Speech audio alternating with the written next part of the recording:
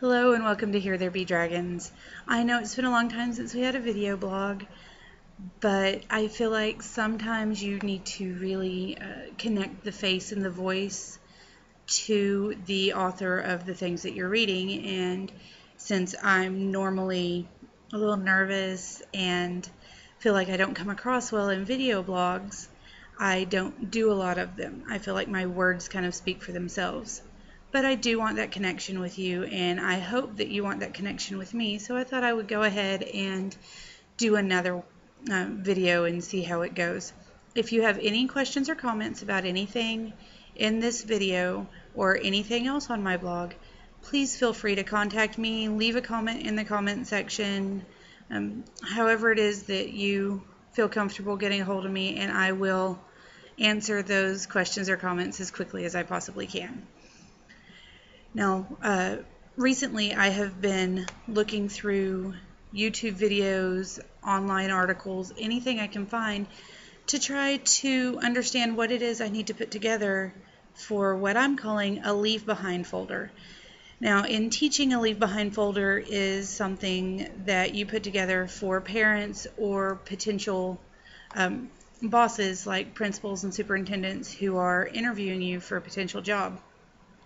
And what you do is you put together your resume, referrals, little notes from students that you feel would put you in a good light for the people interviewing you.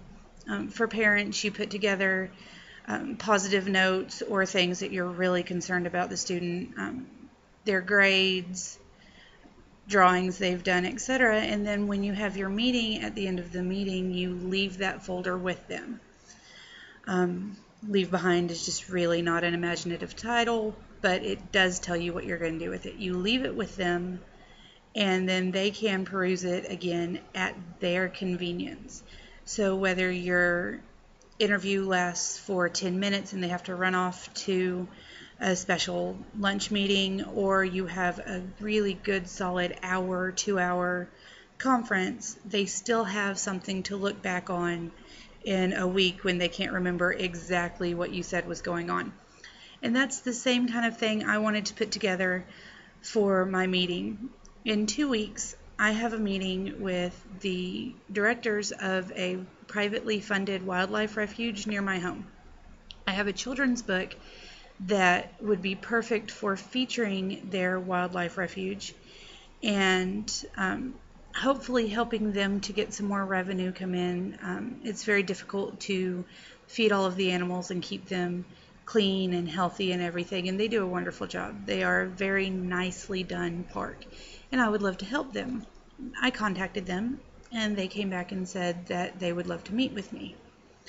Now, I'm going to say this with all of the love and respect in my heart, because I do love and respect every single one of you that is reading my blog or watching this video. But if you are an author or a teacher or an anything, and you think you might need to get this kind of thing together, do it now. Do not wait until you get the email, because then what's going to happen is the email is going to say something like this: Elizabeth, we would love to work with you on your book. Can you meet with us in 2 weeks? We could discuss your vision and iron out details in 2 weeks. Okay, I have nothing. What I have is the outline for a children's picture book. That's it. I have the basic story plot, but until I know that they're on board, I can't add anything from their park. Mom doesn't know exactly what animals to draw other than the main character, and she has to have pictures that I've taken of that kind of animal for her to draw it. So we've just now gotten even that part started, and they want to meet in 2 weeks. Okay, I'm not going to lie. There was some nervousness, a little bit of panic, quite possibly some wheezing involved. And then I realized I didn't have time for it. I have 2 weeks. That's it. So I got to work. Like I said, I've been looking at a lot of YouTube videos and articles, and I just didn't find anything that really looked like it was what I needed to put together. It had some good lists for querying agents, sending information to agents or to editors, to publishers, but it didn't really have anything for self-published authors trying to get something like this together. Now, if you are a self-published author looking to partner with somebody and actually put them on as another author or as an illustrator, etc., then you might need to go on to Kindle, to CreateSpace, look through and find the terms of use and agreement. It has all of the royalty information, all of the distribution information, etc., that you can print up. For Kindle, it is a 25-page document. For CreateSpace, it is in the frequently asked questions section, and it's about 3 pages. Now, it is something that you need to click on the help button for, and then look down the list to the left of your screen, and you can choose from there which frequently asked questions you need, etc. For me, I'm not putting them on in that capacity.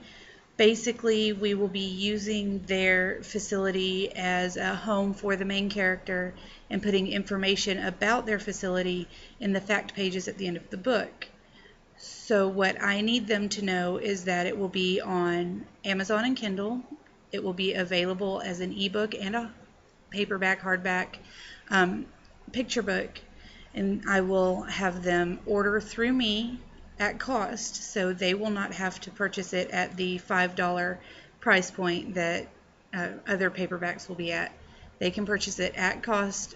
Mother and I will sign them and send them on to the park so that they have that special autographed book. And then, of course, it will be worldwide distribution, plus wherever we send it to their gift shop. If we go to any art fairs and things in the area, then we can take some of our books with us and have a booth and include that as well. They didn't need to know the whole 25 pages. The next thing that they're going to need to know, and possibly that agents and editors and book publishers are going to need to know, is where you see this book going. Is it a one-off? Is it a series? Is there a possibility for spin-offs? For my particular book, not only is it going to be a good one-off, I could just leave it at that. You know, it's a good book. Here are some fact pages, animal facts, it's slightly educational, fun pictures, gets the name of your refuge out there. That's that. But it lends itself very well to sequels and even possibly a few spin-offs. So that I wrote up a page and will put it into my Leave Behind folder that discusses the possibilities. And I only put about 3 possibilities in there. There are more than that, and I did make sure that they knew there would be more than that. However, I only put like the 3 most prominent possibilities for spin-offs. And it also has a possibility of me being able to do this kind of partnership with another wildlife refuge, zoo, park. My main character could visit cousins in Florida and meet manatees at a wildlife refuge park down in Florida. He likes lighthouses. He'll go visit the lighthouses and can put information, facts about those kind of things and about seagulls in the book. And then I can contact them and say, okay, my character is going to be in your area. Would you like me to include information in the back of the book? And then send you those signed copies. You can buy them here, or you can contact me and I'll sell them to you at cost, etc., just like I'm doing for the other one. The other thing that I'm writing up and putting in there is the possibility for a book signing.